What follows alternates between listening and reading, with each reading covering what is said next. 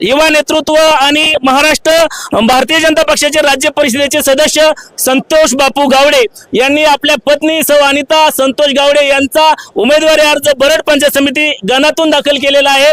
बापू, तुमची पहिली प्रतिक्रिया?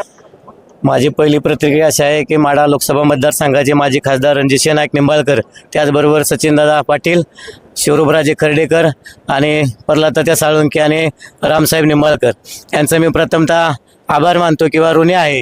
कारण की गेल्या 10 वर्षापासून 15 वर्षापासून मी या भागामध्ये खासदार रणजित नाईक निंबाळकर यांच्या गटाचा प्रामाणिक कार्यकर्ता म्हणून या भागामध्ये काम केलेलं आहे।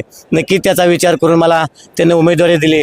नक्कीच त्या संधीचं सोनं 100% मी केल्याशिवाय राहणार नाही।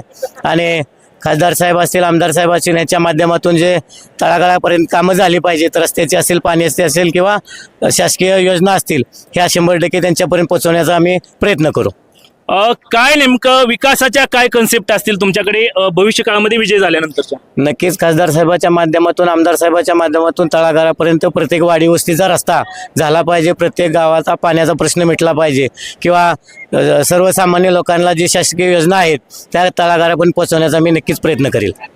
नक्कीच संतोष बापू गावडे आहेत, ज्यांच्या पत्नी सौ अनिता संतोष गावडे यांनी बरड पंचायत समिती गणामधून भारतीय जनता पक्षाच्या उमेदवारीवरती या ठिकाणी उमेदवारी अर्ज दाखल केलेला आहे।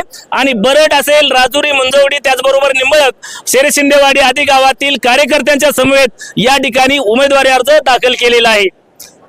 धन्यवाद बापू आमच्याशी बोलल्याबद्दल। धन्यवाद।